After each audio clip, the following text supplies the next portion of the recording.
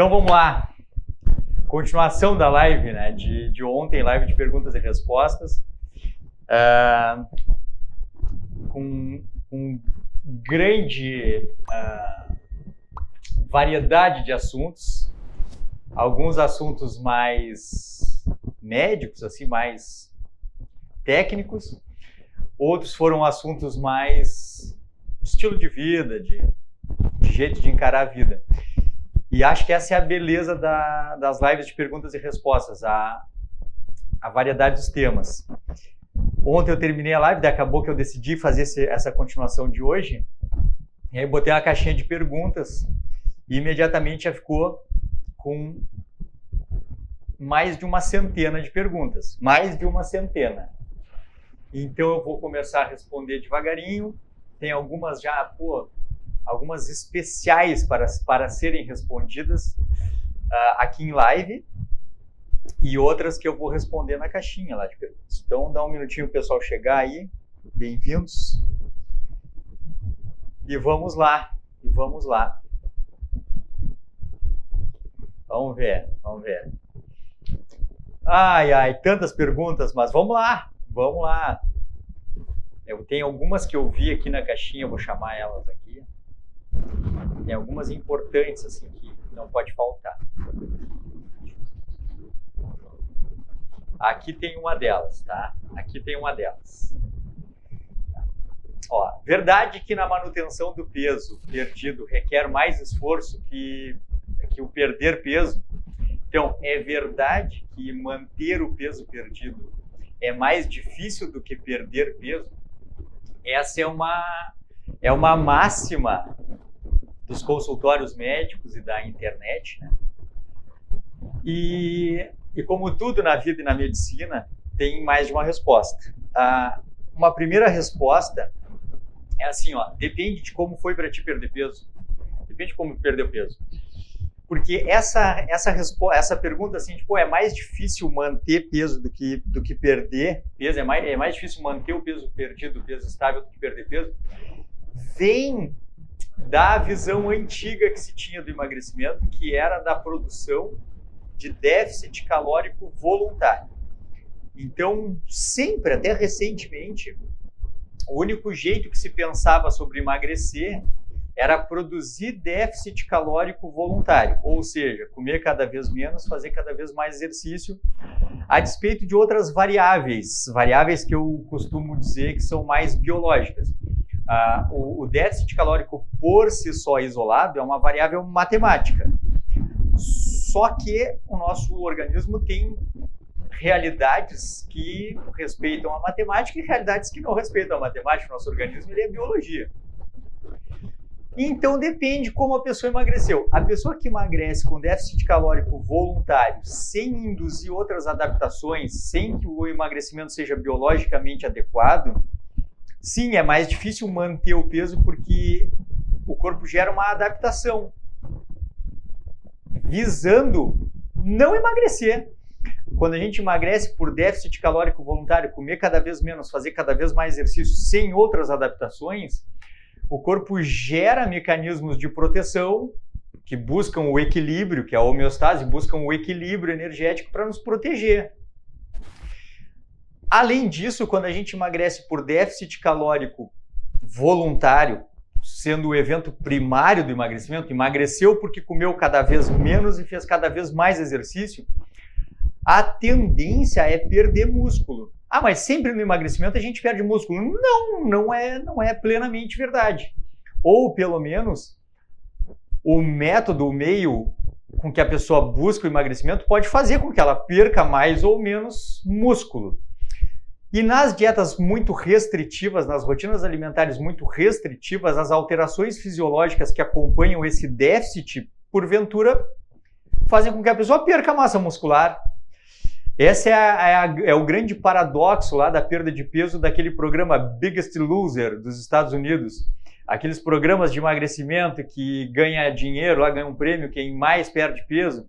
E aí a pessoa faz um monte de exercício, come uma alface, faz um monte de exercício, come uma alface, faz um monte de exercício, come uma alface, perde lá 100 quilos. durante o programa e reganha 99 ou 100 e muitos depois que termina o programa. Porque termina com uma bagunça hormonal e termina com uma composição corporal ruim, perdeu muito peso, mas perdeu muito músculo também. E termina também com um relacionamento com a comida muito ruim, porque quando a gente emagrece, porque passa fome para emagrecer, o comportamento, o relacionamento com a comida fica um relacionamento doentio.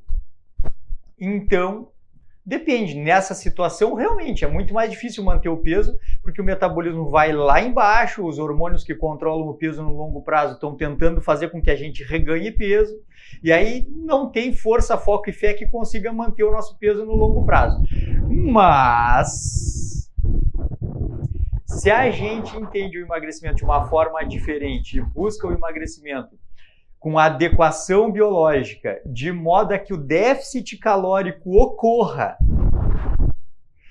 mas porque a gente não tem fome, mas porque o nosso metabolismo está funcionando mais, e o nosso corpo não mais é agredido para que a gordura saia e seja queimada, mas ele decide que isso aconteça, e nesse caminho a gente constrói um relacionamento adequado com a comida, bom, aí é outro universo. Hoje eu costumo dizer assim, para nós, como eu brinco, para nós do lado de cá, o lado de cá, o lugar onde a gente busca desenvolvimento pessoal e busca emagrecimento, busca fazer do emagrecimento um palco para que a gente converse sobre desenvolvimento pessoal, saúde, longevidade. Para nós que emagrecemos biologicamente adequado, emagrecer é a treta, emagrecer é o problema, emagrecer é a tarefa, porque manter o peso é natural. Eu já conversei nas redes sociais, no consultório, que eu disse, qual a dificuldade que a gente tem hoje para manter, qual a dificuldade que eu tenho hoje para manter o meu peso, qual a dificuldade que a gente tem, meus pacientes mais antigos, seguidores mais antigos. Aí não tem dificuldade.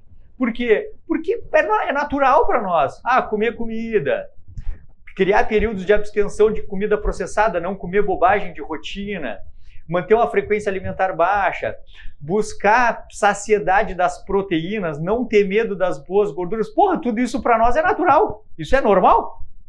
Então a gente busca técnicas de emagrecimento, eventualmente pratica jejum, eventualmente faz uma dieta com mais carboidrato, com menos carboidrato, trata as causas bases, vê como está a tireoide, como está o status nutricional, o ambiente hormonal, vai se adequando durante o emagrecimento e quando emagrece, acabou. Então assim, é mais difícil manter o peso? Para nós não. A resposta é assim, para nós não.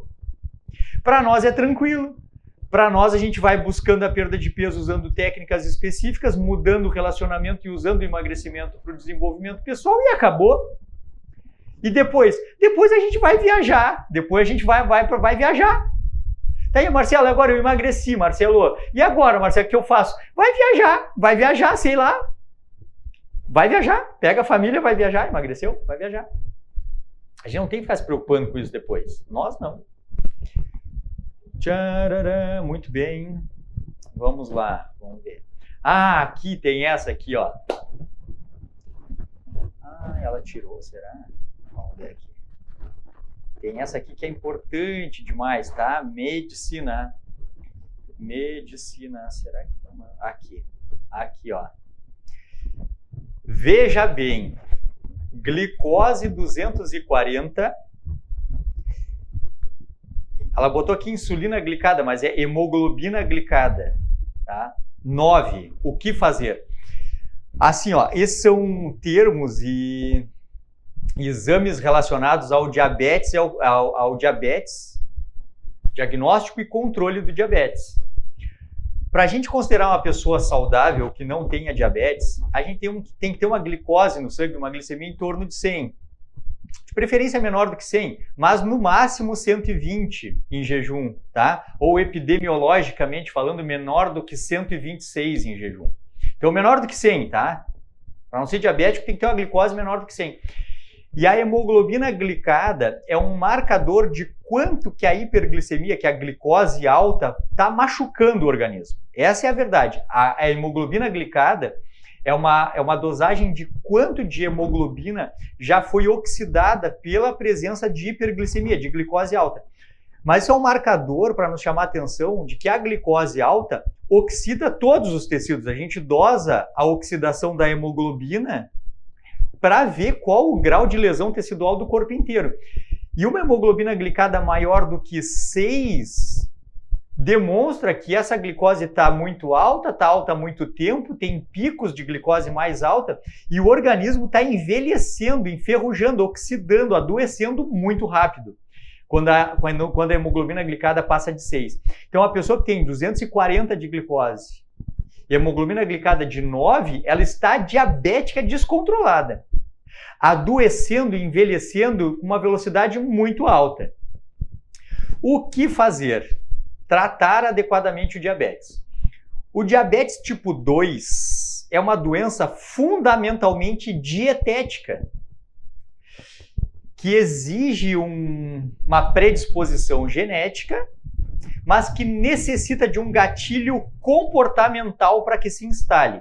Em outras palavras, não é todo mundo que fica diabético, a pessoa tem que ter uma genética capaz de ficar diabética e tem que se comportar mal. Ah, mas Marcelo, eu não me comportei mal, fiquei diabético tipo 2. Não é verdade. Não, mas Marcelo, é verdade, eu me alimento bem, mas acabei ficando diabético tipo 2. Não é verdade. Tá, mas Marcelo, tu está me dizendo que é impossível uma pessoa que se comporta bem do ponto de vista dietético, é impossível ter diabetes? Olha, não é impossível porque na medicina nada é impossível, mas é praticamente impossível, porque precisa adoecer um sistema que é muito rigoroso, que é o do controle da glicose. O diabetes tipo 2 não é uma doença do pâncreas. O diabetes tipo 2, ele não é uma doença da glicose no sangue. O diabetes tipo 2 é uma doença do sistema de controle da glicose. E esse sistema de controle da glicose envolve os músculos, envolve o fígado, envolve os rins, envolve o tecido gorduroso, envolve o pâncreas. E claro que envolve o sistema nervoso que controla isso tudo. É uma doença do sistema. E para a gente conseguir ficar diabético tipo 2, e é assim mesmo, para a gente poder conseguir ficar diabético tipo 2, a ingestão de farinha, açúcar, óleo e álcool ao longo da vida, farinha e ou açúcar e ou óleo e ou álcool ao longo da vida, tem que ser importante demais. Uma pessoa que tem a predisposição para diabetes, mas é uma pessoa que se mantém magra, se mantém saudável, se mantém desinflamada, com uma comida natural, de processamento mínimo, sem farinha, sem açúcar, sem óleo, sem fritura, de onde a base da nutrição é de proteína e vegetais de baixa umidade, ela não vai ficar diabética. A pessoa ficou diabética pela quantidade de farinha e açúcar que comeu na vida. Isso precisa ficar definido. Os óleos vegetais extraídos de semente, óleo de soja, óleo de canola, óleo de girassol, óleo de arroz, óleo de milho, margarina, maionese, frituras, tem cada vez ganhado um espaço maior no entendimento médico do papel que ocupam na produção da resistência à insulina, que é o fator primordial desencadeador do diabetes tipo 2. Em outras palavras, cada vez mais se culpa os óleos pelo diabetes. Então precisa ter farinha, açúcar e óleo e o álcool que compete com isso tudo para que uma pessoa que pode ficar diabética, de fato ficar. Ela precisa produzir diabetes tipo 2. Só que é muito fácil. Por que é muito fácil? Porque todo mundo acha muito comum, muito normal levantar de manhã, comer um pãozinho, botar um açúcarzinho no café. Eventualmente tem gente que ainda acha normal botar margarina no pão. Tem gente que ainda acha normal comer um docinho de sobremesa de um almoço em que foi macarrão, em que eventualmente tomou um copo de Coca-Cola, ou pior, acha que está tudo bem porque tomou suco integral de uva, que é puro açúcar. Então é muito fácil desenvolver diabetes em quem pode ficar diabético, porque a gente tornou normal coisas que são absurdas, que é uma presença frequente de farinha, açúcar, óleo e álcool. Então, Marcelo, o que fazer? Abster-se de farinha, açúcar, óleo e álcool, priorizar boas proteínas na rotina alimentar, perder peso, praticar exercício físico de modo a ganhar músculos e a queimar energia e diminuir a frequência alimentar, não comer o tempo todo. E é muito comum que se receba uma orientação completamente ao avesso disso. Comer de 3 em 3 horas, carboidratos integrais, que não existe. Ai, agora eu tô diabético, descobri que eu tô diabético, eu vou comer pão integral, massa integral, arroz integral, vou comer barrinha de cereal. Se ferrou, total se ferrou, porque não faz diferença.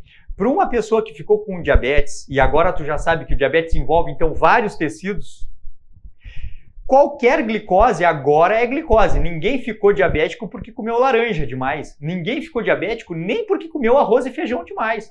A pessoa ficou diabética porque consumiu farinha, açúcar e óleo demais. Porque foi muito normal, por muito tempo, beliscar uma bolachinha, comer um pãozinho com margarina, pedir um lanche, comer uma sobremesa, tomar um refrigerante. Foi muito comum por muito tempo. A pessoa acabou conseguindo, ficou diabética. Só que agora qualquer glicose é glicose. Agora a glicose de arroz e feijão vai ferrar com o diabético. Agora vai, porque agora está diabética. Se desenvolveu uma situação que não é normal, que é a resistência à insulina. A célula não responde mais. Está abarrotada de energia na forma de glicose armazenada e não responde mais à insulina. Agora, comer 3, 4 bananas é demais. É demais.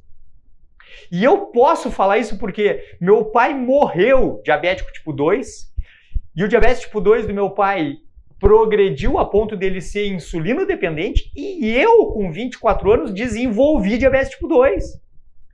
Eu, com 24 anos, estava tomando metformina, estava tomando glifage, metformina. E estava com hoje 20 quilos a mais do que eu estou hoje, 23 quilos a mais do que eu estou hoje. 20 quilos a mais do que eu estou hoje.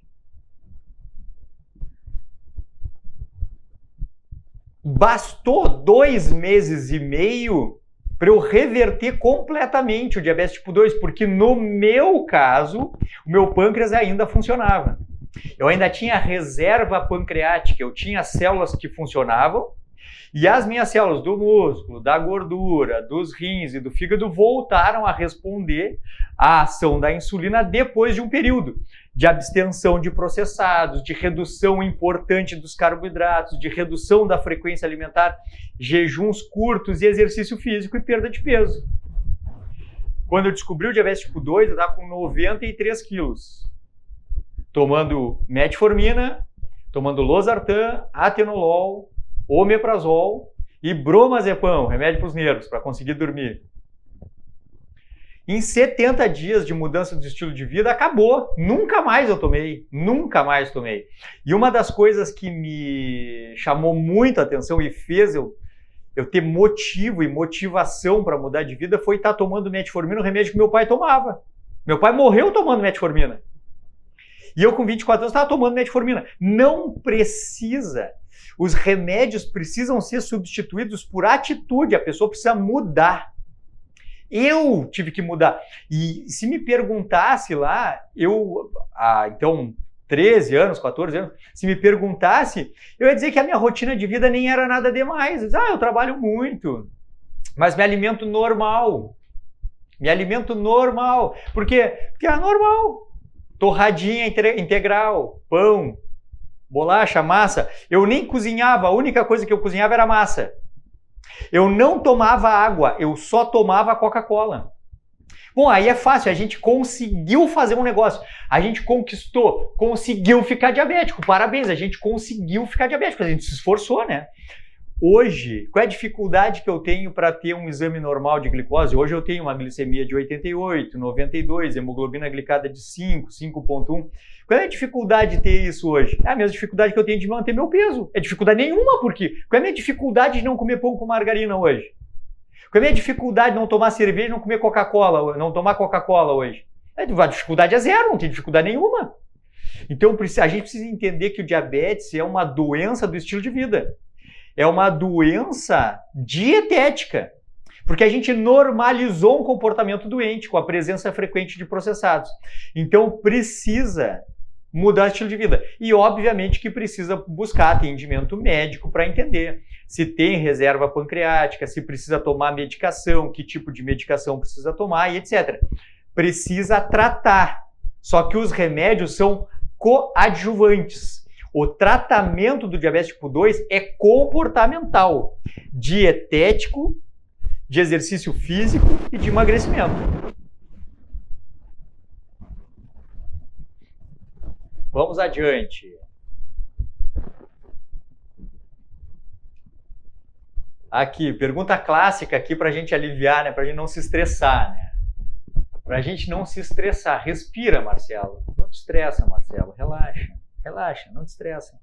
Tá? Pergunta tranquila aqui para a gente não se estressar. Queijos podem boicotar o emagrecimento? Os queijos classicamente boicotam o emagrecimento. O queijo pode ser um grande auxiliar do emagrecimento, um grande auxiliar, ou um grande vilão, de modo a não permitir o emagrecimento. Como é que o queijo pode ser um grande auxiliar do emagrecimento? Quando ele é um acompanhamento e não tem um papel importante na rotina alimentar.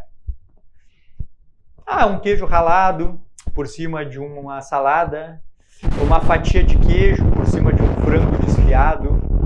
Então, um acompanhamento que não tem uma importância tão grande assim na rotina alimentar. Ou, e foi como eu usei o queijo no meu emagrecimento, como um substituto eventual de um alimento quando a gente não está com fome e vai só beliscar alguma coisa. Por exemplo, chega na hora da janta e não está com fome. É muito comum quem emagrece do jeito certo não ter fome. Aliás, esse é um grande segredo do emagrecimento biologicamente adequado, não sentir fome. Aí não come porque não come, emagrece, mas emagreceu porque não tem fome porque está bem alimentado. Quem emagrece do jeito certo não sofre para emagrecer. E aí, eventualmente, no emagrecimento, a gente chega ali na hora da janta. Não vou jantar.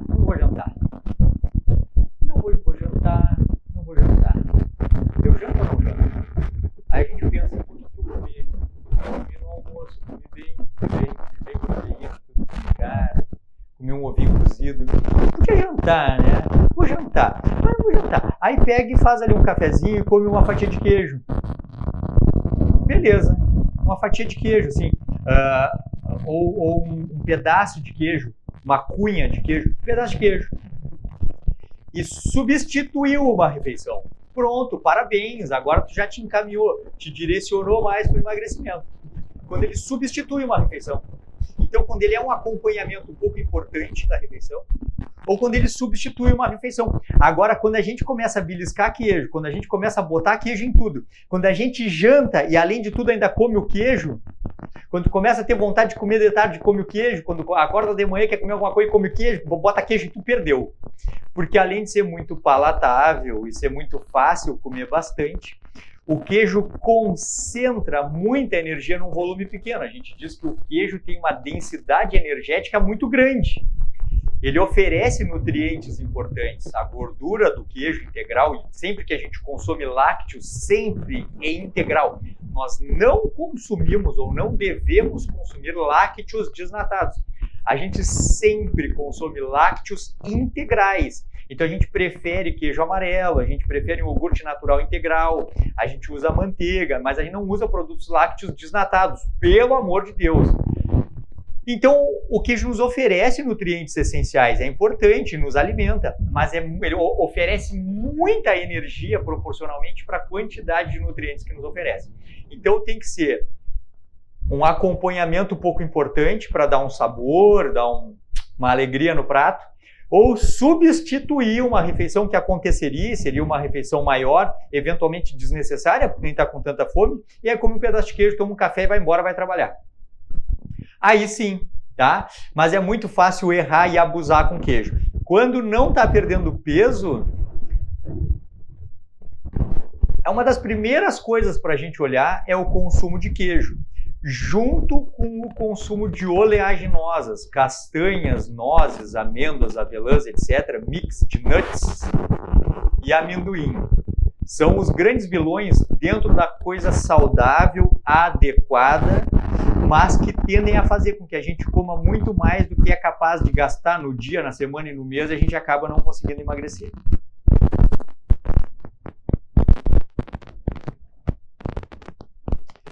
Muito bem. Muito bem. Tem umas aqui que eu vou ir devagarinho.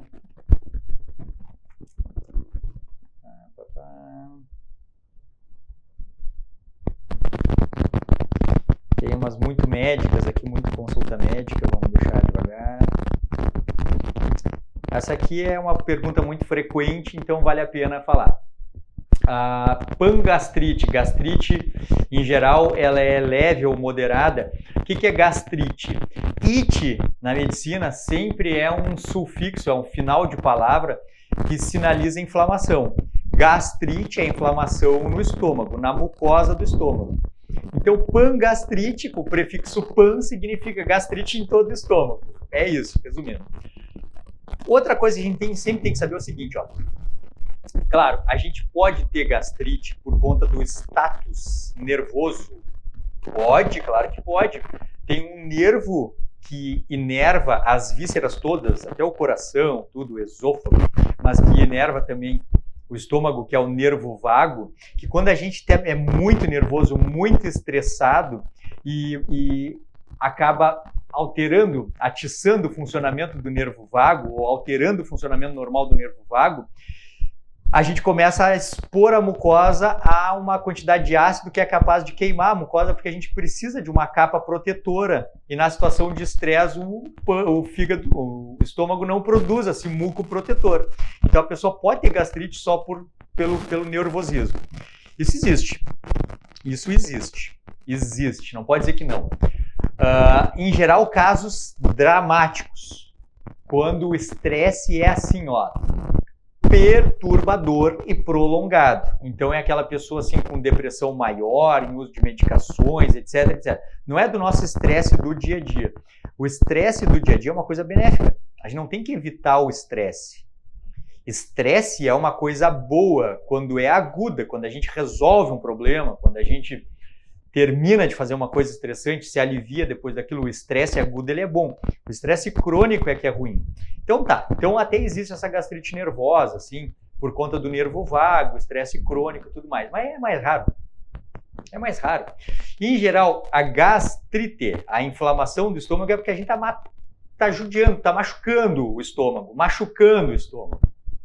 Quando a gente tem uma rotina alimentar ultraprocessada, quando a gente come muita farinha, quando a gente come muito açúcar, muito doce, muito alimento ultraprocessado, industrializado, cheio de corantes, conservantes, moléculas que são xenobióticos, xeno, prefixo xeno é estranho, bióticos é a vida, assim, estranho ao nosso organismo, moléculas xenobióticas. Por exemplo, corantes. Pega produtos industrializados, vai ver ali, por exemplo, o famoso corante caramelo 4, cancerígeno, mega inflamatório, é um xenobiótico. O glúten é um xenobiótico, é uma molécula estranha ao nosso organismo. A avenina da aveia, as saponinas, os oxalatos e fitatos de algumas plantas. Então a gente machuca o estômago consumindo comidas que não são adequadas para nós, principalmente ultraprocessados, principalmente farináceos. Claro que, obviamente, também o álcool. O álcool é uma das poucas substâncias que é absorvida já diretamente no estômago. Quase tudo precisa ser digerido, passa pelo estômago, recebe movimentação, mistura tudo com ácido, depois passa para o duodeno, recebe bicarbonato e enzimas digestivas, depois vai sendo digerido ao longo do intestino delgado e vai ser absorvido. Mas o álcool é uma das únicas moléculas que consegue passar direto da mucosa do estômago para o sangue. Altamente inflamatório. Não é à toa que o alcoolismo ou o consumo frequente de álcool é associado com câncer de estômago e câncer de esôfago, por essa característica ultra-inflamatória do álcool. Então a gente consegue produzir gastrite com uma alimentação ruim e estresse crônico, onde a alimentação ruim ela é mais importante do que o estresse crônico, porque o estresse crônico ele é dramático, ele chama muita atenção. A alimentação ruim não. O estresse crônico, a depressão maior, os estados onde o sistema neurológico está muito alterado, chama atenção. A gente olha aquela pessoa, a gente quer ajudar. Mas ninguém olha para uma pessoa comendo um pãozinho com margarina, comendo um biscoitinho com café. Ninguém olha dizendo assim, eu olho. Uma pessoa comendo um biscoitinho com um café cheio de açúcar, eu penso assim, meu Deus, que vontade de ajudar essa pessoa. Eu tinha que ajudar essa alma a se salvar. Olha ali, ela tá comendo um biscoitinho com café com açúcar. Eu penso, eu queria ir lá salvar. Não, não come aquele biscoito, porque aquilo ali vai arrebentar a pessoa. É aquilo ali que vai arrebentar. Vai deixar ela diabética, vai fazer ela engordar, vai dar pangastrite, vai dar esofagite de refluxo. Não foi porque ela tá nervosa, comeu muito mal, se entupiu de farinha. Tem um caso clássico que eu conto, um caso clássico que eu sempre conto, da paciente que se alimentava, entre aspas, de café com bolacha. Esse é um caso clássico que eu conto, engraçadíssimo, mas dramático. Quando eu era um médico comum lá, estava aprendendo essas coisas, essa medicina diferente, mas eu já estava aprendendo essas coisas. Eu fui procurado por uma paciente se queixando de gastrite. E aí, tá, mas como é que funciona? Ah, Marcelo, eu tô sempre com uma queimação absurda, tá sempre queimando tudo. E, poxa vida, eu me alimentando ou não me alimentando, tá sempre me queimando, assim, me sobe um queimor aqui. Tá, não, vamos ver, acho que vamos ter que fazer os exames, fazer uma endoscopia, vamos ter que olhar como é que tá, né? Ah, Marcelo, eu tô usando omeprazol, já não dá mais, já troquei para pantoprazol. Ah, não sei, tem alguma coisa mais forte que possa me dar? Não, vamos ter que ver isso aí. Uma moça, uma adulta jovem magra. Uma adulta jovem magra. E aí, não, vamos ter que ver isso aí, né? Vamos ter que investigar, né? Vai saber, né? Vai saber. Me conta uma coisa, me diz como é que tu tá te alimentando. Não, me alimentando normal e me alimento só coisa leve, nada demais. Tá, mas me diz como é que é um dia teu, uma rotina alimentar tua, um dia da hora que tu acorda até a hora que tu dorme. Não, é tudo muito leve. Eu, agora mesmo, vou te dizer que esses últimos 2 meses aqui, eu me acordo de manhã, eu tomo um cafezinho com bolacha. Depois, sabe, não me senta muito a comida, sabe, Marcelo? Não me senta muito a comida. Mas eu consigo bem, assim, eu tomo um cafezinho com pão, às vezes um pão purinho, um pãozinho francês puro, às vezes com um pouco de margarina, mas assim, não boto presunto, não boto nada pesado. Tá, e depois, de tarde? De tarde eu tomo um cafezinho igual de manhã, assim, tomo só um café com bolacha. Tá, e de noite? De noite, em geral, é como eu faço na hora do almoço ali, eu tomo só um cafezinho com pão. Eu disse, tá, mas em que hora tu come comida? Não, o que eu tenho comida é isso aí, é um cafezinho e bolacha e um cafezinho com pão, assim, mas, tô bem, assim, não tem, com relação à alimentação tá tudo bem. O problema mesmo é essa minha gastrite. Não, meu amor da minha vida, para. Para um pouquinho, pelo amor de Deus. Olha aqui, ó. Daí eu caí no grande erro de tentar dizer uma coisa que é salvadora, mas que se a pessoa não tem bagagem cultural para entender, vamos dizer assim, acontece o que aconteceu. Eu disse, não, mas pelo amor de Deus, olha aqui, ó, olha aqui, vê bem. Se a gente pega lá um leão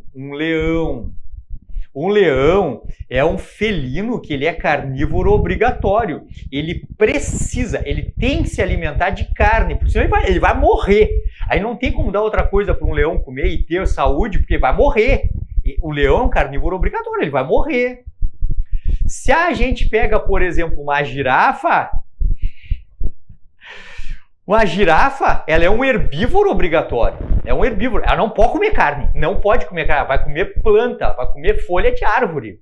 Tu entendeu? Então a gente tem que entender que assim, ó, cada ser vivo tem um sistema digestório e precisa de uma alimentação adequada. Nós precisamos de comida. Nós não somos nem carnívoros como o leão e nem herbívoros como a girafa. Nós somos onívoros. Mas nós precisamos tanto de carnes, ovos, lácteos e alimentos de origem animal, quando a gente precisa de saladas verdes, hortaliças, raízes, tubérculos, frutas, castanhas, nozes, alimentos de origem vegetal. Mas não pode se alimentar exclusivamente de alimentos ultraprocessados, farináceos, com glicose acelular, por exemplo, e xenobióticos do glúten, da farinha, da bolacha. Expliquei bonito, expliquei legal para ela. Expliquei legal. Eu tô com o nome dela aqui na minha cabeça, eu me lembro o nome dela.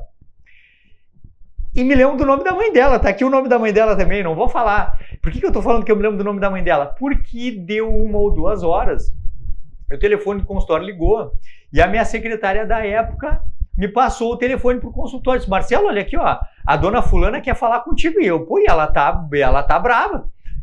Eu disse, atendi o telefone. Oi, que houve, dona fulana? Tudo bem?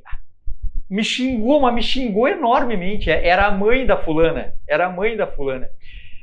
Porque o que é que tu pensa? A minha filha foi procurar um médico com gastrite, ela já tá tomando até pantoprazol, já ter que pedido uma endoscopia, dado um remédio mais forte, em vez disso humilhou a minha filha, chamou ela de girafa. Chamou ela de... A minha filha não é uma girafa, e ela merecia um remédio mais forte. Pelo amor de Deus, juro que foi verdade, juro, esse é um caso real, verídico. Eu atendia toda essa família na época, todo mundo eu atendia, pai, mãe, filhos, todos. Nunca mais atendi ninguém, nunca mais, porque não me procuraram e porque, obviamente, se me procurasse, jamais eu atenderia, né? Jamais, não vou atender, né? Obviamente que não. Porque depois comecei a selecionar, assim, hoje isso é muito claro para mim, mas na época eu era bem mais jovem, estava aprendendo, assim, as coisas, e eu fui aprendendo, assim, hoje eu trabalho para quem entende o que eu falo, assim, para quem é capaz, pelo menos, de criar esse raciocínio.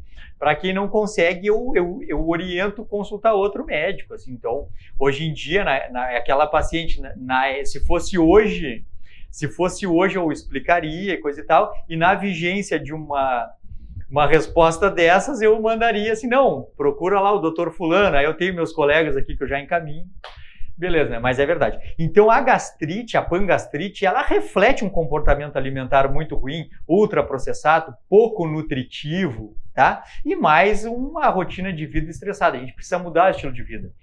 E sim, a mudança da rotina alimentar é capaz de ter grande melhora, mas eventualmente não é capaz de curar. Eventualmente a gente precisa tratar. E aí, claro que não é com os prazóis, né? Omeprazol, claro que não.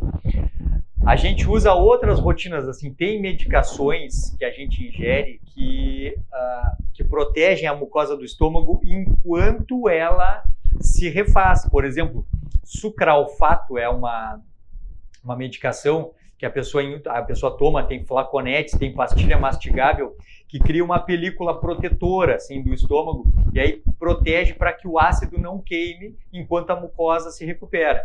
A outra coisa que eventualmente a gente faz, isso é claro que depende de avaliações individuais, né? Mas eventualmente a gente precisa suplementar enzimas digestivas, porque uma parte importante da digestão, principalmente das proteínas, precisa da acidez estomacal. E quando o estômago está inflamado, eventualmente a produção de ácido ela é errátil, ela não é adequada. E aí não consegue digerir adequadamente as proteínas, a pessoa não consegue se alimentar adequadamente. Então, precisa eventualmente proteger o estômago, ajudar na digestão, eventualmente suplementar sais biliares, então enzimas digestivas, ajudar na digestão daquela pessoa, mudar o estilo de vida, manter uma frequência alimentar baixa, porque não precisa estar comendo o tempo inteiro. Quando não se tinha remédio para gastrite, o tratamento era o jejum. Hoje a gente tem medo de fazer jejum porque tem gastrite, mas quando não tinha remédio, o tratamento era o jejum.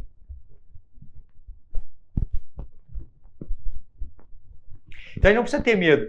Faz ali 2, 3 refeições no dia, 4 refeições no dia, protege o estômago, favorece a alimentação e as coisas vão andando. Então, às vezes só a alimentação resolve, a alimentação com estilo de vida resolve, e às vezes precisa de uma adequação médica, que não é tomar o omeprazol, né?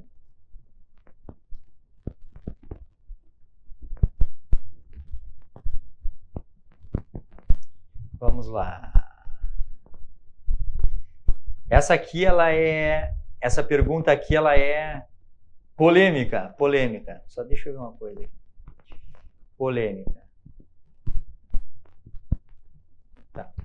Pergunta polêmica porque, assim, ó, tem mais de uma resposta, como tudo adequado na medicina, tem mais de uma resposta. Qual é o jejum adequado na menopausa? E isso, assim, cada médico com a sua experiência, porque, claro, a gente está estudando essas coisas nas populações, né? Até pouco tempo não se tinha uma população que faça jejum para a gente poder estudar. Hoje em dia a gente já tem pessoas já que praticam o jejum no estilo de vida que a gente pode selecionar para estudar, e tudo isso está acontecendo no mundo atualmente. Mas, por enquanto, o que a gente tem é um nível de evidência que não é desprezível, que é empírico da avaliação médica das suas amostras. Então, cada médico tem suas experiências. Tem médicos que não vê problema nenhum na questão de jejuns eventualmente até prolongados na pós-menopausa. Eu não sou um destes médicos, pelo menos sem uma avaliação muito criteriosa da pós-menopausa. Por quê? Porque pós-menopausa não é igual para todo mundo. Cada mulher tem uma repercussão hormonal da menopausa. Tem mulheres que entram na menopausa e mantêm a testosterona normal até o fim da vida. Tem mulheres que entram na menopausa e conseguem ter uma produção de estrogênio adequada. Mas como assim, Marcelo? Mas o ovário já não está mais funcionando. Mas as suprarrenais produzem um pré-hormônio sexual que é o DHEA, ou DEA, que chama DHEA, dihidroepiandrosterona, que é convertido perifericamente em estradiol, em pregnenolona, estradiol, testosterona. Então, algumas mulheres conseguem ter um perfil hormonal bom na pós-menopausa. Para essas mulheres que conseguem ter um perfil hormonal bom na pós-menopausa, que então têm níveis de hormônios sexuais, claro que não como os da juventude, mas com a presença de hormônios fisiológicos para a idade, não tem problema fazer um jejum maior, um jejum de 24 horas, um jejum de 36 horas, com as suas adequações, individualidades, acompanhamento médico adequado, não tem problema. Agora, eventualmente, a gente pega uma mulher na pós-menopausa, e é a maioria delas, no chão, com 0 de testosterona, com 0 de estradiol, com perda de massa muscular, com concentração de gordura centrípeta na barriga e com 0 de hormônio. E aí o estresse do jejum maior, que sobrecarrega a suprarrenal, que aumenta a produção de cortisol, que naturalmente já reduz a produção de hormônios sexuais na mulher, não é adequado. Então vai depender da avaliação individual. Jejuns curtos não tem problema nenhum. O que é um jejum curto? Um jejum em torno de 24 horas. Isso é um jejum curto. Pronto. Um jejum curto, 24 horas. 24, 26 horas. Qualquer pessoa com o mínimo de saúde pode ficar um dia sem comer. Hoje a população é muito Nutella, como a gente brinca, né? A população não é raiz mais, né? A população é Nutella. Que acha que pular o café da manhã é jejum, acha que comer 3 vezes no dia é uma tragédia. Qualquer adulto, jovem, saudável, com o mínimo de saúde, pode ficar um dia sem comer, não pode. Ah, não, mas eu quase morro. Então tu tá doente demais. Estás doente metabolicamente. Não consegue ficar um dia sem comer? Quase surta, passa mal? Estás doente metabolicamente. Existe uma condição, ou não é uma condição, uma característica. Existe uma característica metabólica chamada flexibilidade metabólica. Flexibilidade metabólica, que é a autonomia que o corpo tem em receber o alimento, distribuir adequadamente entre quanto armazena e quanto queima, e a capacidade de armazenar energia na quantidade e na proporção que consegue queimar. Em outras palavras, flexibilidade metabólica faz com que o corpo saiba se virar. O corpo saiba se virar. Pega a energia do alimento, se chega alimento, e se não chega alimento, pega da gordura, pega da glicose do fígado, da glicose do músculo, se vira, produz glicose nova. Quem passa mal, quem quase surta porque ficou um pouco sem comer, está doente metabolicamente, não tem flexibilidade metabólica. E a flexibilidade metabólica é o pai e a mãe do controle do peso de longo prazo, da longevidade, da performance de conseguir ter energia, de não quebrar nunca, de conseguir fazer as coisas, conseguir raciocinar, conseguir ter memória, se sentir bem. Quem não consegue pular uma refeição, ou 2, ou 3, quase morre, passa mal, tem que dar um pausezinho na vida, não é um pause na live, tem que dar um pause na vida. E vai te organizar, porque não tá legal, não tá com saúde, se não consegue pular uma refeição, 2, 3, não consegue ficar um dia sem comer. Imagina, tá viajando, estraga um ônibus, estragou. Não tem comida, tá parado lá no meio de uma estrada deserta lá. E vai demorar 20 horas para vir, que vai morrer? Claro que não, as pessoas ficam 3 dias perdidas numa mata e não acontece nada. Mesmo a pessoa mais Nutella do mundo. A pessoa mais Nutella do mundo, por ocasiões de grande necessidade, que fica ali 3 dias sem comer. Então hoje a gente só pula o café da manhã e acha que vai morrer. Mas precisa entender, então, que a gente tem essa capacidade e que pode fazer isso. Então, jejuns curtos, de 24 horas, 26 horas, não tem problema. Mas na menopausa, eu não gosto de sem avaliar especificamente o status daquela paciente menopausada, se ela pode fazer jejum maior ou não. Tá? Jejumzinho de 24, todo mundo pode, de boa. Organizado, sabendo, com experiência, com acompanhamento, sabendo o que está fazendo, etc, etc. Certo? Vamos lá. É mais de 100 perguntas. Ah, que legal! Olha que legal! Eu não sei se a dona Sabrina está ao vivo assistindo este vídeo enquanto eu estou gravando. Não sei se ela está, porque ela pode estar lá cuidando do Dante, do Theo, do Davi, dando banho nos guris. Já deve ter comido janta, já deve ter jogado um pouquinho de videogame, já deve estar se organizando para ir dormir. Então não sei se a dona Sabrina está ao vivo enquanto eu faço esse vídeo. Mas por que eu falei? Porque a dona Sabrina, ela tem um rim só. Ela só tem um rim. Ela perdeu um rim? Não, ela não nasceu com um rim. Ela só tem um rim. Ela tem uma condição, que não é uma doença, chamada agenesia renal. Ela tem um rim só. O que isso impacta na vida da pessoa? Nada. Nada. Qual é o impacto? É zero. Só tem um problema.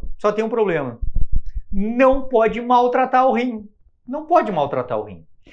A pergunta é: consumir sal maltrata o rim? Maltrata o rim ou não? Consumir proteína maltrata o rim? Maltrata o rim ou não? Não. O que maltrata o rim? Diabetes. Hipertensão. Tá, mas Marcelo, o sal não causa hipertensão? Não, o sal não causa hipertensão. Na quase totalidade dos hipertensos, o sal não tem nada a ver com isso. Na quase totalidade, os distúrbios são hormonais outros ou são relacionados à síndrome metabólica, incluindo a resistência à insulina. Insulina cronicamente alta retém sal. O sal normal que uma pessoa come, sem excessos. O sal normal que uma pessoa come, quem tem síndrome metabólica, resistência à insulina, retém sal.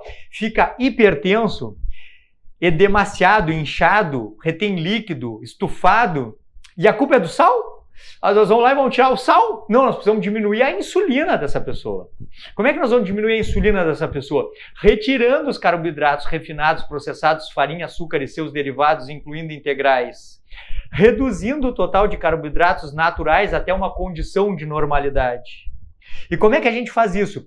Consumindo proteína de maneira liberal, buscando saciedade das proteínas acompanhadas de boas gorduras e vegetais de baixo amido, saladas verdes e hortaliças. Ou seja, a pessoa vai comer carne, vai comer ovo, vai comer lácteos integrais. Isso faz mal para o rim? Não, isso faz bem. Porque vai fazer ela perder peso e vai fazer ela baixar essa insulina cronicamente aumentada e vai desinflamar o organismo. O que acaba com o rim das pessoas? Os dois de quem tem dois? Ou o único rinzinho da Sabrina e o teu que perguntou? O que acaba é a hipertensão, o sobrepeso, a inflamação crônica, o diabetes. É isso. Uma pessoa que tem saúde não precisa se preocupar, nem mesmo que tenha rim transplantado. E se tu quer saber também, eu contei que eu fui diabético aos 24 anos, tomei remédio. Então eu vou te contar também que a dona Sabrina tinha cálculos renais de repetição. A dona Sabrina tinha cálculos renais de repetição, de ter que ir para pronto atendimento. Eu me lembro quando eu estava fazendo cursinho pré-vestibular. Presta atenção aqui, ó. Pause agora, ó. Pause. Lembranças do Dr. Marcelo. Queria botar um fundo musical, assim. Lembranças do Dr. Marcelo. Estudante de medicina não. Estudante vestibular para medicina. E a dona Sabrina começou, eu tô com uma dor. Meu Deus, eu tô com uma dor, eu não sei o que é isso, eu vou morrer. Meu Deus, eu vou morrer. Eu tô mal. Náusea. Não, eu preciso ir no banheiro, eu tô mal, eu vou morrer. Meu Deus, a Sabrina vai morrer. Meu Deus, vamos levar para o pronto-socorro, pelo amor de Deus. Estudante para o vestibular para medicina. Não tinha ideia que ela tinha, achei que ela ia morrer. Chegamos lá, eu achei mágico, eu me lembro até o nome do médico que atendeu ela, depois se transformou no meu colega médico e depois eu fiz plantões junto com esse cara, Dr. Laerte, o nome dele. Me lembro. Ele olhou para a Sabrina se contorcendo, dor. Ele, com toda a calma do mundo, nos olhou para a Sabrina e disse: tudo bom, Sabrina, tudo bem? Essa é a tua primeira crise de cálculo renal? Eu disse: então, eu não sei o que ela tem, eu não sei, eu acho que ela vai morrer. Não, calma. É a primeira vez que está tendo isso? Não, calma. Se é a primeira crise de cálculo renal dela, então já fica sabendo, ela tem 50% de chance de ter mais uma crise no próximo ano, e esse percentual se repete ano após ano. E dito e feito, ela começou a ter cólicas renais por conta de cálculos renais de maneira frequente, mais de uma vez por ano. Cetoprofeno, o Buscopan, lá, iocina, etc., na veia, pronto atendimento. Até que o jogo virou. Qual foi o jogo que virou? O jogo virou porque depois me formei médico, aprendi as coisinhas, organizei, cheguei em casa, aí tem toda uma história lá quando eu mudei nosso estilo de vida e nunca, não é que diminuíram as crises de cálculo renal e de cólica renal da minha mulher, que tem rim único, não é que diminuiu, nunca mais teve um cálculo renal e uma crise de cólica renal. Nunca mais. Assim como nunca mais a gente ganhou peso, a minha glicose aumentou, a dona Sabrina nunca mais teve cólica renal e cálculos renais. Com o rinzinho único dela lá, a gente faz exames todos os anos, eu faço exames, ela faz exames, tudo maravilhoso, ambiente metabólico desinflamado, peso controlado, creatinina, sódio, potássio, ureia, EQU, microalbuminúria, tudo maravilhoso, tá? Porque também são acontecimentos ligados ao estilo de vida. É óbvio, é claro, é límpido e cristalino. Quando a gente começa a alimentar melhor, perde peso, glicemia, inflamação, pressão, peso, tudo fica bem, meu Deus do céu. Eu sonho com o dia em que a medicina se divida em tratamento de infecções e os médicos, os clínicos tratando infecções, que vão ser cada vez mais raras, se a pessoa tiver uma imunidade maior, quando virem isso vai ter, mas trata infecções, e os cirurgiões só sejam de dois tipos. Cirurgia do trauma, a pessoa se acidentou de carro, tomou um tiro, uma facada, se acidentou, sei lá, ou cirurgia plástica, porque a pessoa mudou de vida e agora vai botar silicone, vai operar o abdômen. E que mais, Marcelo? Mais nada, não era para ter mais nada. Porque todas as outras especialidades médicas estão se encarregando de tratar sequelas de uma vida muito ruim. Todas as especialidades médicas hoje, os consultórios giram em torno de doença crônica ligada ao estilo de vida. Os hospitais estão lotados de quê? De doenças genéticas raras? Os hospitais estão lotados de quê? De alterações metabólicas intratáveis? Não, os consultórios estão lotados de obesidade, diabetes, hipertensão, sequelas de inflamação crônica, AVC, infarto, tumores, amputações. Os hospitais estão lotados de doenças ligadas ao estilo de vida. Eu vou continuar com a live, obviamente eu vou continuar com a live, mas eu só me lembrei agora que no curso Base de Emagrecimento e Longevidade tem um módulo chamado Doenças Ligadas ao Estilo de Vida, para a gente deixar de ser trouxa. Doenças ligadas ao estilo de vida, para a gente deixar de apanhar. Se eu não me engano, é o 6º módulo do curso Base de Emagrecimento e Longevidade, é Doenças Ligadas ao Estilo de Vida. A gente não deveria ter isso, não deveria ter, tá lá no curso. Tá? Só para não esquecer que é Black Friday, o curso está com desconto absurdo, metade do preço, Nunca mais, hein? Nunca mais. Nunca mais, tá? Vamos lá, vamos valorizar, tá? Só porque eu me lembrei. Vamos ver. Não me estressei hoje, viu? Não me estressei. Não me estressei. Essa outra aqui agora... Essa aqui também é polêmica. Polêmica. Adolescente fazendo 2 ou 3 refeições é um erro? Não, não é um erro, desde que esteja bem alimentado. A gente dizer que uma pessoa está bem alimentada não tem a ver com quantas vezes ela come, tem a ver com o que ela come. Só isso, tem a ver com o que ela come. Um adolescente que toma café da manhã, almoça e janta e come bem, come ovo, come carne, come salada, come um queijinho, toma um iogurte, e toma um bom café da manhã, almoça e janta, tá bom, né? Terminou. Tá bem alimentado. 3 refeições suprem as necessidades de quase todo mundo, fora casos especiais. 3 refeições. O que a gente tem que entender é que crianças e adolescentes não devem ter meta assim, de buscar frequência alimentar baixa sem necessidade. Um adolescente de 16 anos, 17 anos, 15, 16, 17 anos, quer comer 2, 3 vezes no dia, come. Quer comer 4 vezes por dia, come também, não tem diferença. Não, em outras palavras, não precisa ficar o dia inteiro comendo. Não, mas Marcelo, não tem que comer de 3 em 3 horas? Não, é óbvio que não. Então quem é que tem que comer de 3 em 3 horas? Não, ninguém tem que comer de 3 em 3 horas. Não existe. Ninguém tem que comer de 3 em 3 horas. A pessoa pode comer 2 vezes por dia, 3 vezes por dia, 4 vezes por dia, talvez 5 vezes por dia, sei lá. Mas ninguém precisa, tá? 17 anos, um adolescente, um adulto de 17 anos, né? Pelo amor de Deus. Um adulto de 17 anos, come ele 2 ou 3 vezes no dia, tá top, desde que esteja bem nutrido, bem alimentado. Sem dúvida. Como é que a gente chega à conclusão, né? De que uma pessoa está bem nutrida, bem alimentada? Porque essa é uma pergunta, né? Tá, como é que eu vou saber se está bem alimentado? Assim, ó, a gente diz que uma pessoa está bem alimentada, bem nutrida, quando ela recebe nutrientes essenciais em quantidade suficiente. E o que é isso?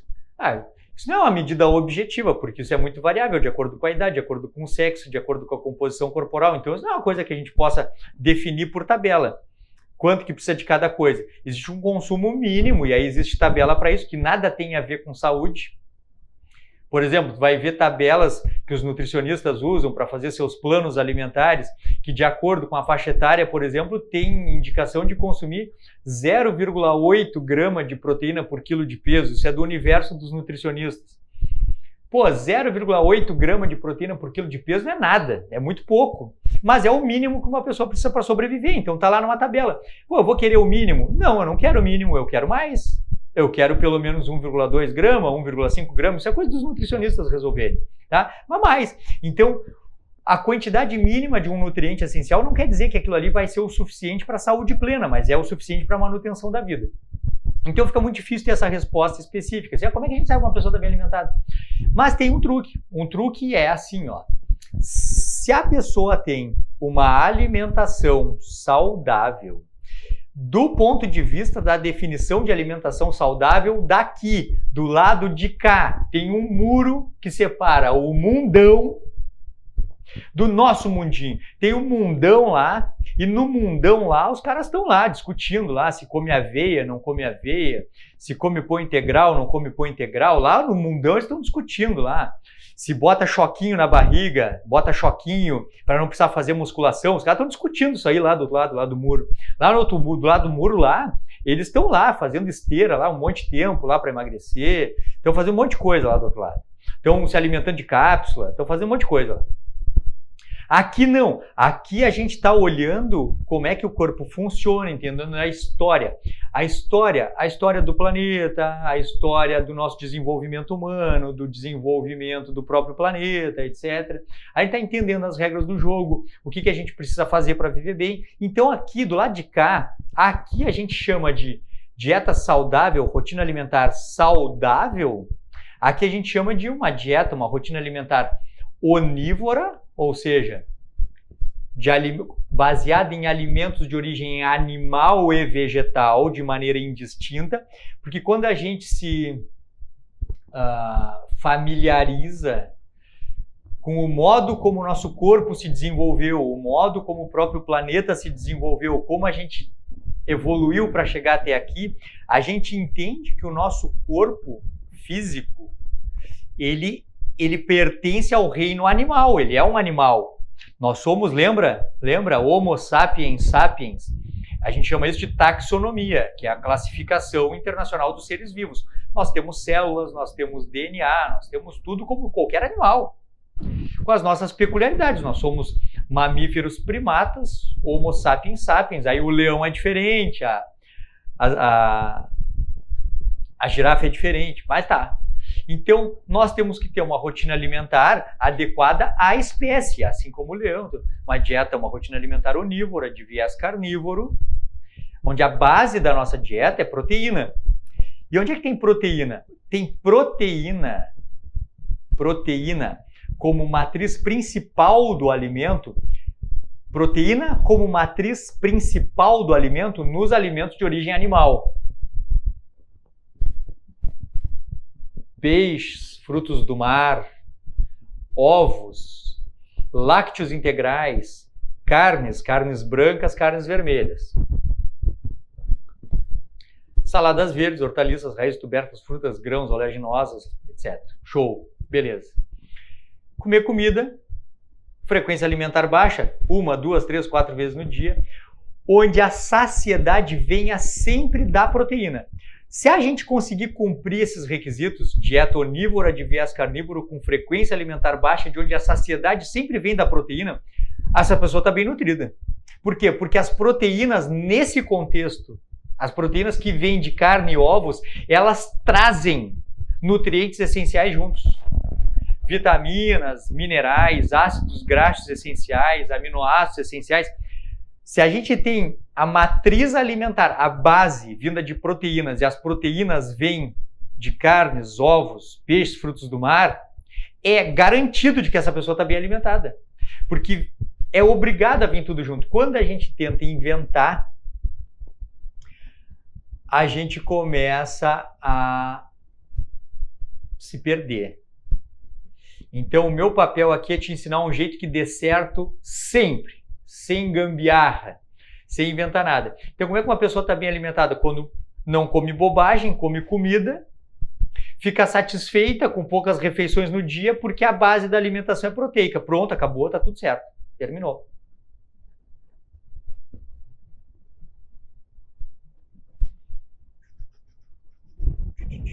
Tá? Aqui eu vou botar só, é outra pergunta, mas só para lembrar, tá? Porque alguém tinha botado só do sal, e aqui agora a outra pessoa botou que se quem tem um rim só, o médico disse para diminuir o consumo de sal e carne vermelha. Isso procede? Não. O que precisa fazer? Trocar de médico, buscar um outro nefrologista, um nefrologista mais alinhado com esses preceitos mais modernos. Dr. José Neto, Dr. Flávio Barros, outros médicos que já estão mais familiarizados com essa mudança de paradigma. O que é um paradigma? É um conjunto de entendimentos, de regras de entendimento que norteiam decisões. A gente tinha um paradigma antes, que era um paradigma cartesiano. Na medicina, já não vou falar coisas para não complicar, mas a medicina achar que A é igual a A. E não é assim. Na medicina as coisas são diferentes. A não é igual a A. Ah, mas A não é igual a A? Não, A não é igual a A. A é igual a A é só na matemática. Na vida não, na medicina também não. Então a gente vinha de uma sistematização da medicina que está sendo trocada agora por essa individualização e por esse paradigma biológico, assim, evolutivo. Então precisa trocar de médico. Troca de médico. Certo? Última pergunta. Última pergunta.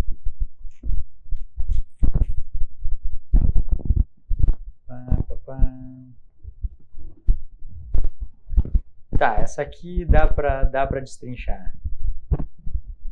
Dá pra destrinchar essa aqui. Essa aqui dá pra destrinchar. Quanto tempo leva, em média, para acontecer o tal platô? O que é platô? Platô é a parada da perda de peso, a pessoa vem emagrecendo e para de emagrecer.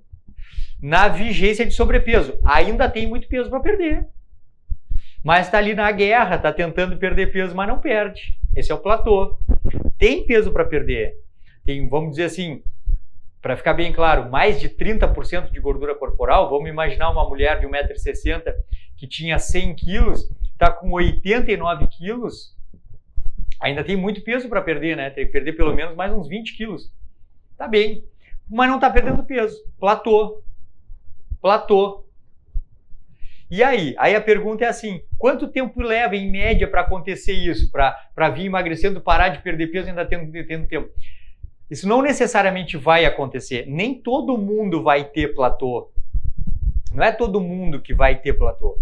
E quando a gente busca emagrecimento adequado, saudável, a gente busca um emagrecimento que a gente consiga prever e manejar adequadamente o platô. Aí tem técnicas e tudo para isso, mas assim, não tem uma regra para o platô verdadeiro. Existe um outro platô que não é o platô verdadeiro, isso só existe do lado de cá. As pessoas do lado de lá acham que é platô, mas não é. Tem um outro platô que é o platô do lado de cá, que é um falso platô. Falso platô. Que é assim, ó, a pessoa descobre esse mundo de saúde, de cuidar o nível de processamento dos alimentos, de não abusar dos carboidratos, de não comer 500 vezes por dia, de não ter medo das boas gorduras. A pessoa descobre a adequação biológica, comer comida de humanos, descobre pé no chão, descobre pôr do sol, sono fisiológico, descobre contato com a natureza, descobre tudo, descobre uma vida humana. E aí vem do lado de lá para o lado de cá. Pula o muro, ou fica em cima do muro, dá uma espiada para cá, dá uma espiada, diz, pá, aquele pessoal lá emagrece, hein? Pô, aquele pessoal lá é super saudável, pô, aquele pessoal lá, pô, que beleza, hein? Show, show. Eu vou fazer essas coisas aí, hein? Eu vou fazer isso aí, hein? Já sei, agora eu vou fazer o seguinte, agora, ó. Agora eu vou pular o café da manhã, hein? Pular o café da manhã, vou comer bacon. Eu vi que eles comem bacon, hein? Eu vi que eles comem bacon. Vou comer bacon, vou comer queijo. Eles comem queijo, vou comer queijo. Eu tava comendo só ricota. Agora eu vou comer mussarela agora. Vou comer queijo Gouda agora. Pô, agora eu vi que eles comem isso aí, vou comer. Aí perde um pouco de peso. Porque tá super inflamado, tá comendo um monte de carboidrato. Comendo 200 vezes por dia. Fritura, Coca-Cola, melhora a qualidade do alimento, perde um pouco de peso. Em média, uma pessoa que tem bastante peso para perder, vamos dizer, esse nosso personagem, essa mulher de 1,60 m com 100 quilos, vamos botar assim, a mulher é de 1,60 m, 112 quilos. Por que eu falei 112 quilos? Porque, em média, por algum motivo que eu não tenho ideia, mas isso se repete há mais de uma década na minha vida profissional, essa pessoa está ali olhando para pular o muro, começa a dar uma tentada, vou dar uma tentada, hein? E ela perde em torno de 12 quilos, perde 12 quilos. É incrível, assim. A mulher está com 112, ela fica com 100. Está com 102, fica com 90. Perde em torno de 12 quilos e não perde mais. Aí ela chama de platô. Ela diz assim, ó, eu tô com platô. Eu tô no platô porque eu não tô perdendo peso, eu tava com 112. Tô no 100. Eu tenho muito peso para perder, mas não tô perdendo, eu tô no platô. Não é platô. Não é platô porque o platô é uma realidade bioquímica e hormonal do corpo se defendendo do emagrecimento por mudanças hormonais.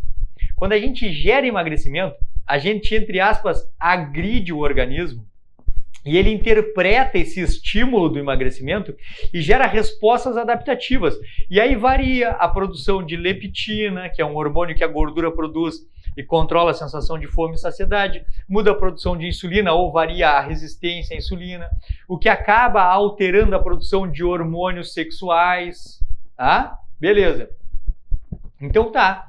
Então, a pessoa que recém pulou o muro, que ainda está entendendo, assim, não nos conhece bem. Tudo bom, sou o Marcelo, eu sou o cara do lado de cá, eu arrumo as coisas aqui, tu quer vir para cá? A pessoa não vem, ela está meio olhando de lá. Mas ela viu que funciona, porque ela viu todo mundo bem, assim. Ela está tentando, mas não vai porque ela ainda não entendeu, assim, a mudança comportamental. Ela ainda é a mesma pessoa, ela ainda é do lado de lá. Ela ainda é aquele gordinho, entre aspas, gente boa, que nem eu era, assim como eu era. É o gordinho de boa que está tentando descobrir o pulo do gato. Pô, agora vou emagrecer, mas não deixou de ser quem é. E aí, como eu mando no lado de cá, eu criei uma praga. A praga do Dr. Marcelo. A praga do Dr. Marcelo. Perderás 12 quilos e não emagrecerás mais. A leptina está normal, a insulina está normal. Poderia estar emagrecendo, mas não vai. Por que não vai? Não vai porque agora tu precisa mudar o teu caráter, o comportamento e o entendimento da vida como um todo. Não emagrecerás. Essa é a praga do Dr. Marcelo. Por quê? Porque agora tu vai ter que decidir de que lado do muro tu vai ficar. Tu vai vir para cá onde a gente faz as coisas porque mudou? Ou tu vai ficar em cima do muro fazendo as coisas só porque tu quer emagrecer, mas quer ser a mesma pessoa? Tu vai ficar aí? Se tu vai ficar aí, tu vai perder 12 quilos, não vai emagrecer mais. Vai ficar aí, não emagrece mais. Agora tu fica sentadinho aí, fica aí ajoelhadinho no milho, 3 semanas, 21 dias. 21 dias sem perder peso. Fica quieto aí. Fica quieto aí agora. Então o que eu faço aqui em cima, Marcelo? O que eu vou fazer aqui? Eu não consigo emagrecer. Tu vai ficar aí, tu vai ficar pensando se precisa comer aquele monte de queijo que tu comeu. Tu vai ficar pensando se precisa comer aquele monte de castanha de amendoim que tu comeu de tarde. Tu vai ficar pensando se é certo pegar uma picanha, virar do avesso e botar queijo e bacon lá pra dentro. Tu vai ficar agora pensando 3 semanas se tu acha certo almoçar e depois botar creme de leite, óleo de coco no café para tomar café, bulletproof coffee, tendo comido um caminhão no almoço. Fica quieto aí, repensa tudo isso. E pensa se tu tá afim de entender mesmo, assim, ó. Por que a gente faz o que faz? Qual a função? Para que a gente faz? Qual é a origem dessas? Tu quer aprender? Aí a grande maioria pula de volta para lá, já pede um milkshake, uma Coca-Cola, vai se ferrar esse lado deles lá. Esse lado deles a gente acaba tendo que estudar as coisas, tem que aprender uns negócios. Eu quero emagrecer, eu não quero estar aqui, né, vendo essas coisas. Aí fica falando de low carb, fica falando de jejum. Vai se ferrar, não quer saber essas coisas. Volta pra lá, toma uns remédios, faz umas coisas lá. Aí o que acontece? Tem a minoria que passa as 3 semanas, se organiza, desce do muro e diz aqui, ó, como é que eu faço isso aqui? Não, já entendi, eu estava errando nitidamente, não era platô. Eu estava comendo como gordo durante o emagrecimento. Eu não estava pronto, eu não sabia disso ainda. Como é que eu faço, Marcelo? Deixa eu assistir essa live aqui. Eu vou comprar o teu curso, deixa eu assistir as aulas, deixa eu aprender. Tá, beleza. Foi-se embora. Aí aquele lá, o que ele faz? Ele toma remédios absurdos, chá emagrecedor, faz os choquinhos, faz as injeções na barriga, tique. O que acontece? Não acontece nada, é óbvio que não acontece nada. Quem é que consegue emagrecer sem deixar de ser quem é e se transformar em outra pessoa mais capaz, com mais cultura, com mais conhecimento? Ninguém consegue. E o que ele faz?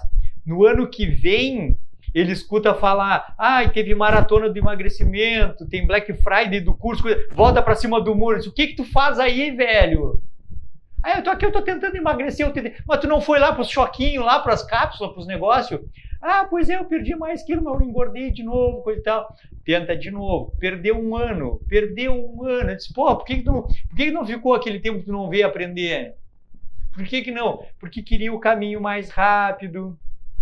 queria o atalho, queria só ter o resultado sem entender o caminho, sem aprender. E nós do lado de cá não, do lado de cá a gente se especializa em mudar.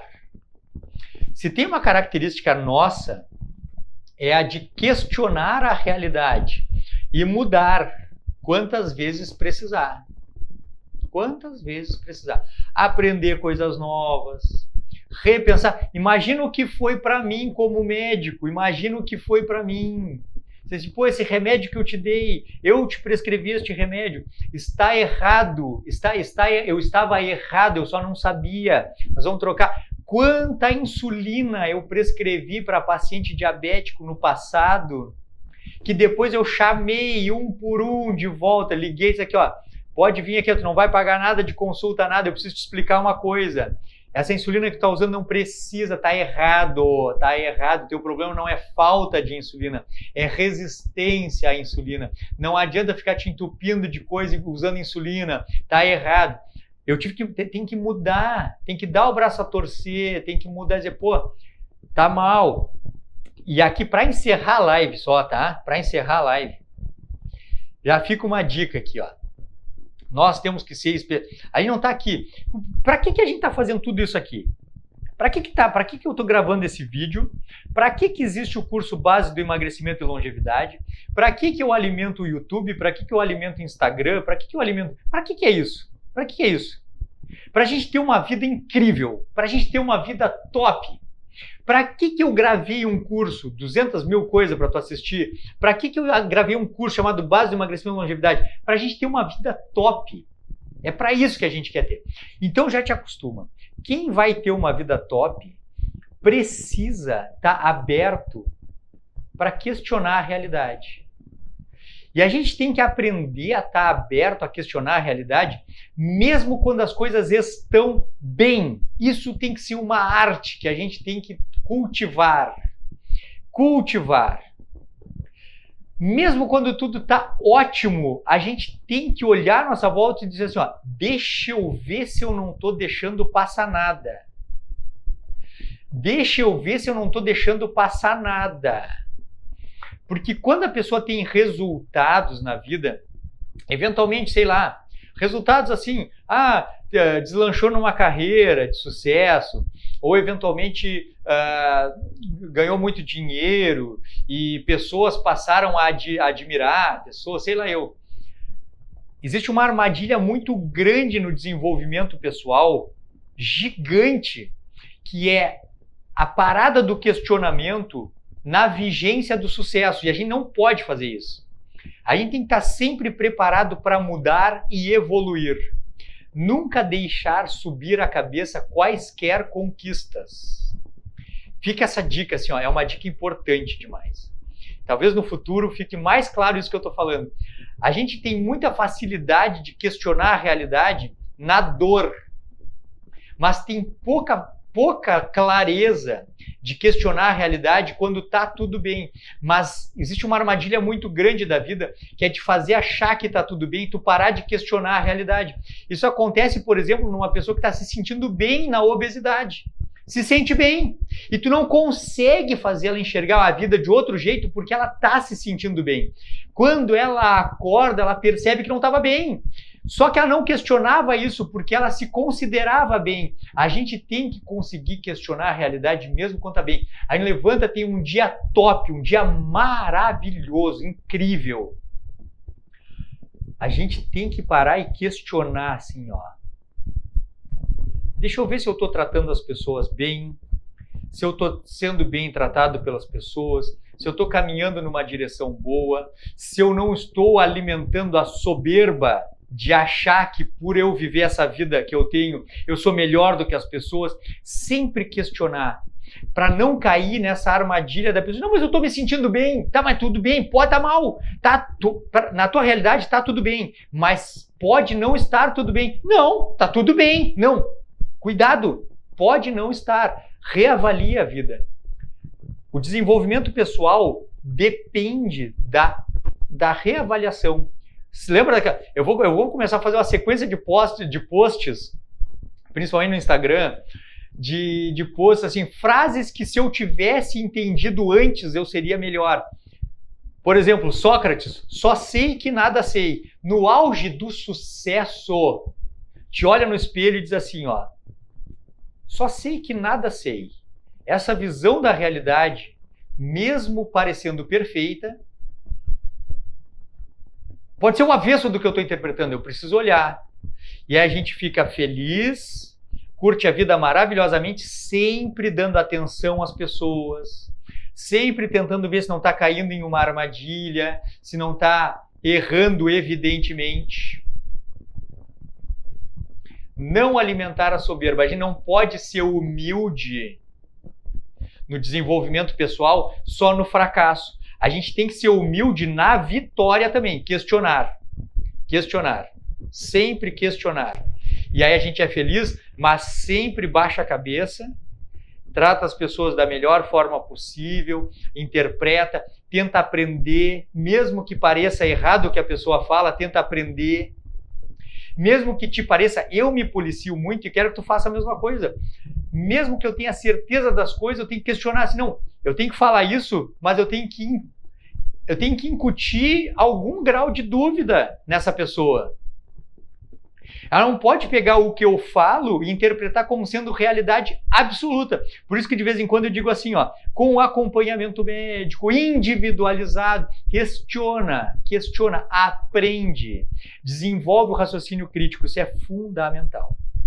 Fundamental. Tá? Sobre o curso, quanto tempo tem de acesso? Tem 5 anos de acesso para assistir o curso. E eu vou dizer uma coisa aqui, ó, tá? Eu vou dizer uma coisa. Quem busca desenvolvimento pessoal, hoje eu comparei o curso, olha o que passa pela minha cabeça. Né? Hoje eu tenho falado com alguns alunos do curso nos bastidores, falando dos meus planos para os alunos, para o futuro, para essa nossa comunidade. Eu tenho falado alguns planos, algumas coisas que eu estou pensando. E hoje, por causa disso, eu comparei o curso aos bitcoins. Olha o que eu vou falar e esse vídeo vai ficar gravado e eu estou falando esta frase no dia 18 de novembro de 2021.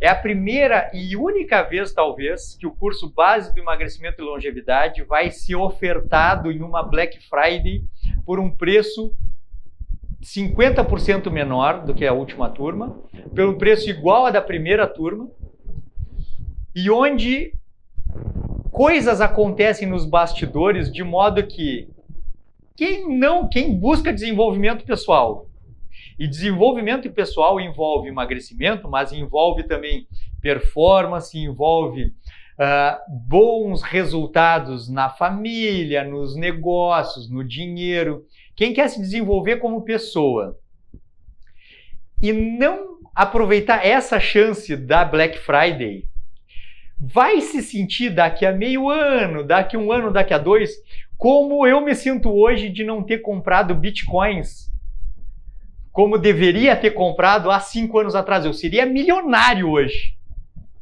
Seria multimilionário, mas eu não comprei.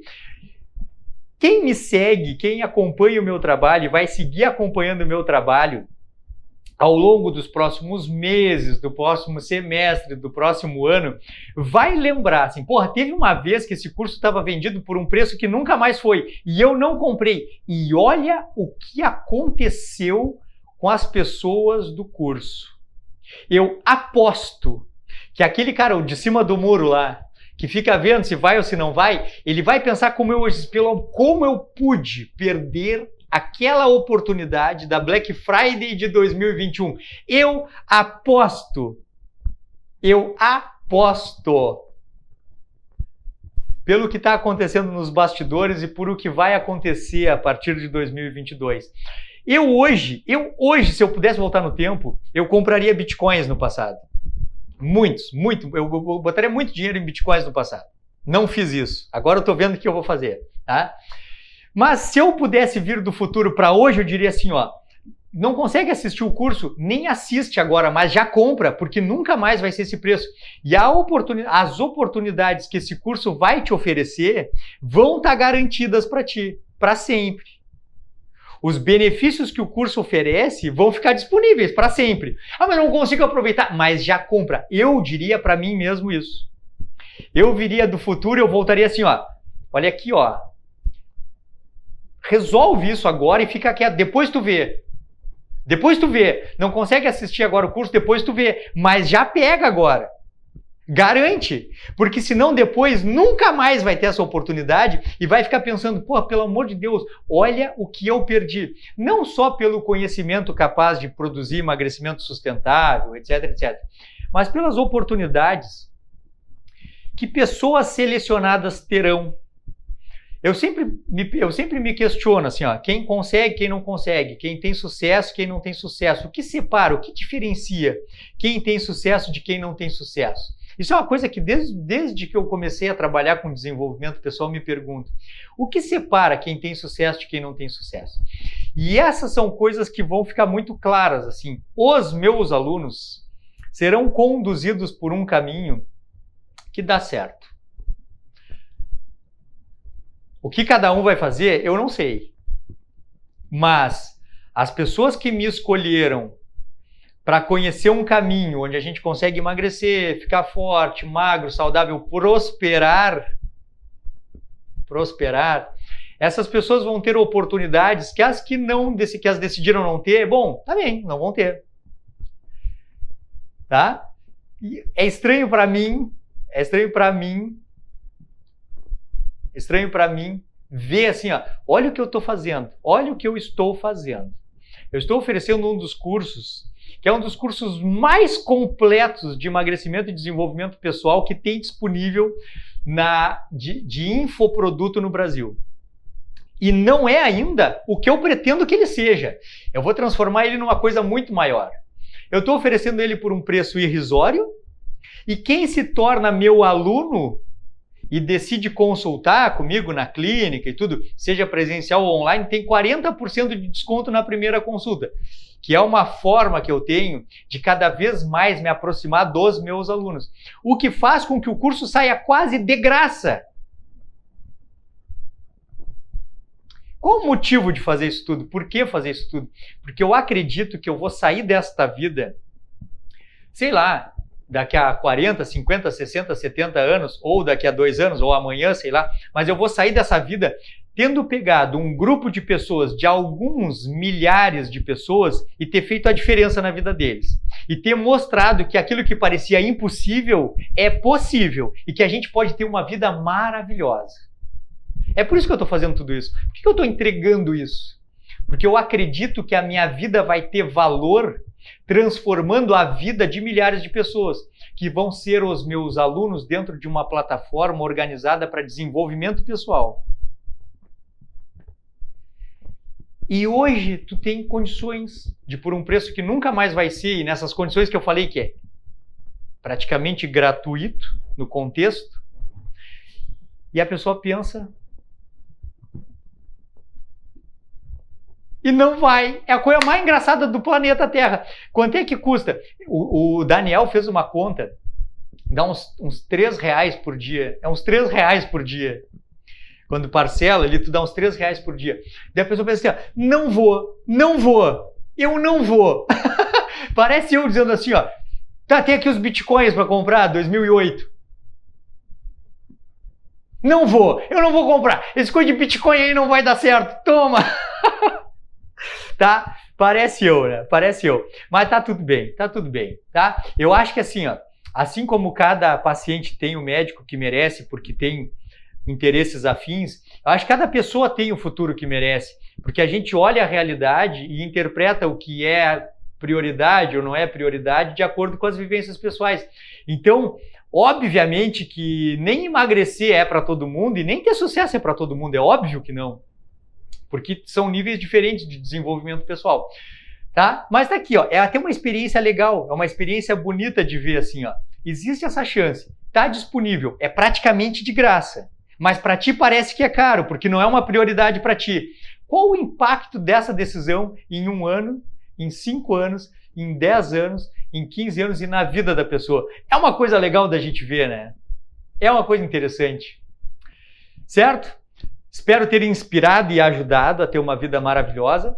Lembro sempre que vídeos, lives e postagens são um material de apoio do curso Base do Emagrecimento e Longevidade. O conhecimento ele está lá. Se tu acha que só nas redes sociais vai conseguir ter sucesso e tudo mais, estás enganado, tu estás tendo uma visão parcial da realidade. Te espero dentro do curso Base do Emagrecimento e Longevidade. E até lá, tudo de bom!